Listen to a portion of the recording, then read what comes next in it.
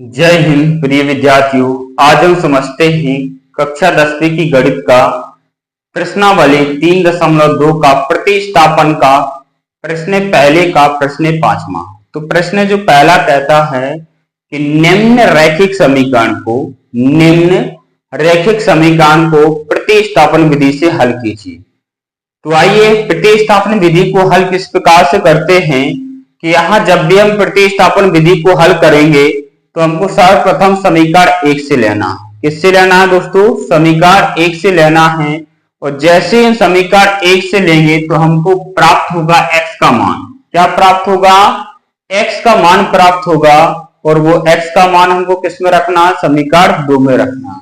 और जैसे ही समीकरण 2 से किसका मान प्राप्त होगा? हमको y का मान प्राप्त होगा। और वो किस में रखना? समीकरण 3 में रखना है। इस प्रकार हमको x और y के मान प्राप्त हो जाएंगे।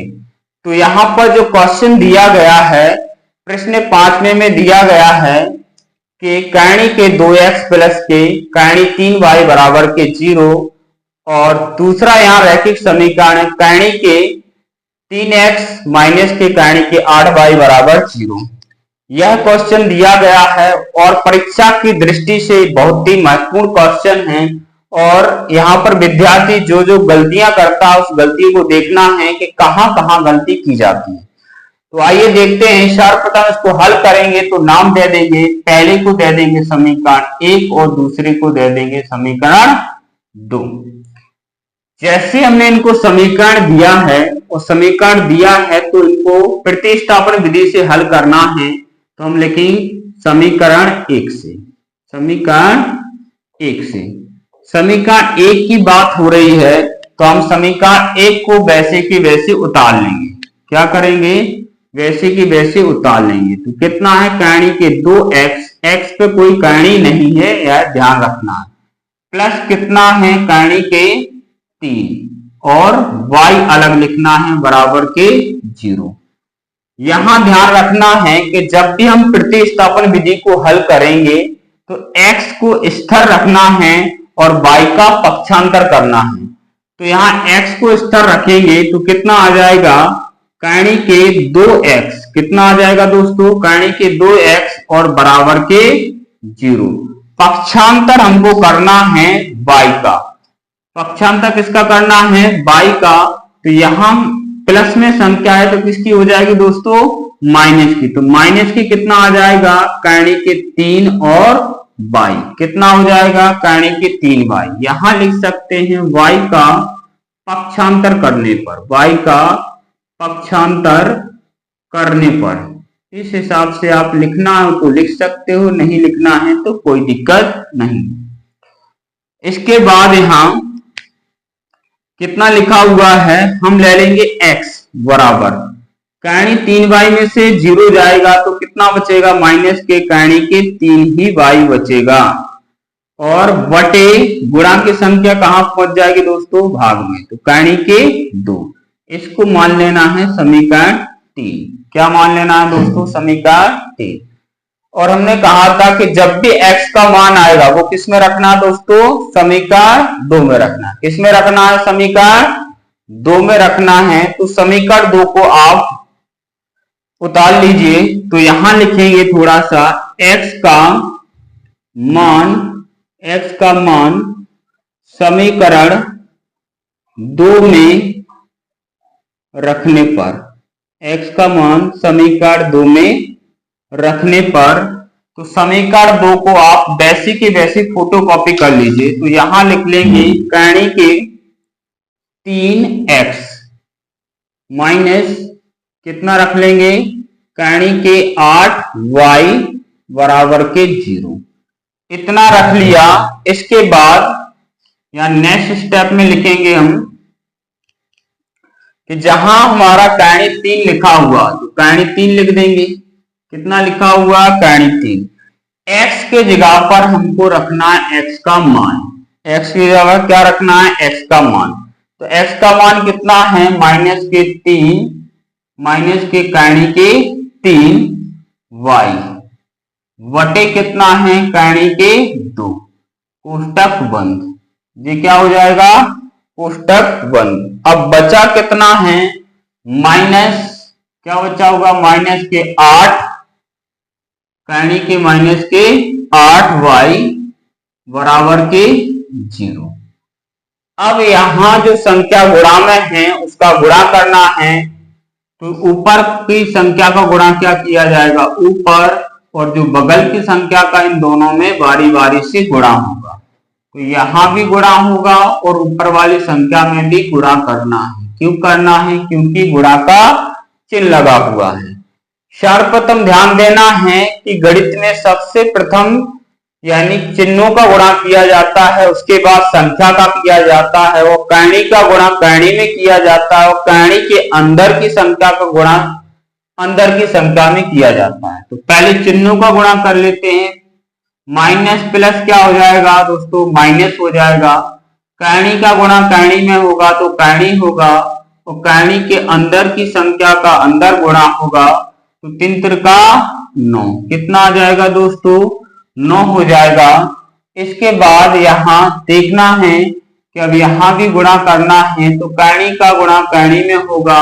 उससे पहले आपको चिन्हों का गुणा करना है कि प्लस माइनस क्या हो जाएगा दोस्तों, माइनस होगा। कैणी का गुणा कैणी में करेंगे तो कैणी हो जाएगा।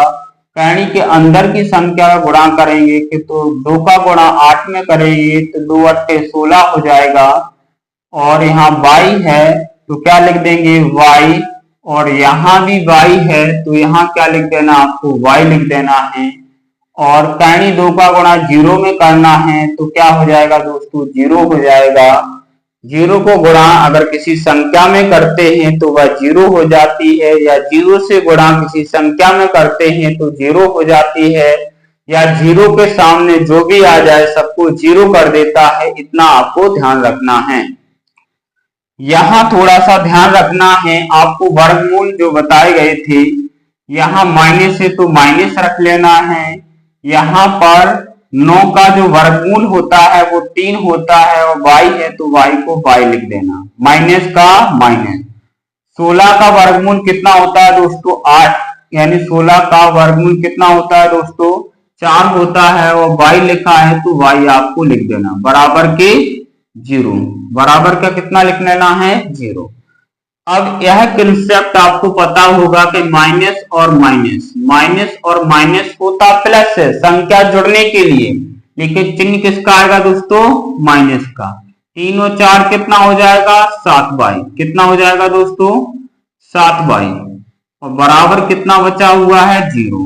तो इसको क्या लिख सकते हैं, y बराबर 0 बटे के माइनस के 7। इसका देंगे 0 में भाग, तो y बराबर कितना आ जाएगा दोस्तों, 0 आ जाएगा। क्या प्राप्त होगा हमको, 0। तो जब कहा गया था कि जैसे ही y का मान निकले, y किस में रखना है, समीकरण 3 में, तो क्या हम यहां लिख सकते हैं कि y का मान समीकरण 3 में रखने पर, किस में रखेंगे दोस्तों, समीकरण 3 में रखने पर, तो समीकरण 3 को आपको फोटोकॉपी वैसी की वैसी कर देना है। यहां लिखा है x बराबर, और आपको यहां ले लेना है वटे का चिन्ह यानी भाग का चिन्ह, और ऊपर कितना है, माइनस कैणी के 3 और y, नीचे बचा हुआ है कैणी के 2, कितना बचा हुआ है, कैणी के 2। तो आप इसको लिख सकते हो x बराबर माइनस कैणी के 3 गुणे y का मान कितना आया है दोस्तों, 0 आया है, तो आप यहां लिख सकते हो 0। इसके बाद बटे में कितना है, कैणी के 2, कितना है दोस्तों, कैणी के 2। इसको क्या हम आगे हल कर सकते हैं कि x बराबर कितना है, x बराबर इनका गुणा होगा, 0 का गुणा होगा माइनस कैणी 3 में, तो क्या हो जाएगा 0 वटे, और नीचे कितना है, कैणी के 2। तो यहां भी अगर हम भाग देते हैं 0 में तो क्या हो जाएगा, हमको 0 प्राप्त यहां पर हो जाएगा। जीरो प्राप्त क्यों होगा? क्योंकि जीरो में अगर किसी भी संख्या का भाग दें तो वह जीरो हो जाता है, या जीरो से किसी संख्या में भाग दें तो भी जीरो हो जा सकता है। तो यहां लिखेंगे अतः x बराबर जीरो, y बराबर जीरो, समीकरण निकायों के हल है। समीकरण निकायों के हल हैं। इस प्रकार से अगर क्वेश्चन को करते हैं तो अगर क्वेश्चन 2 नंबर में आता है या 3 नंबर में आता है तो गारंटी के साथ आपको फुल नंबर मिलेंगे। तो आई होप, मैं आशा करता हूं कि प्रश्नावली 3.2 का प्रश्निक क्वेश्चन नंबर पहले का 5वां जो क्वेश्चन है वो समझ में आया होगा। नेक्स्ट वीडियो मिलते हैं, जब तक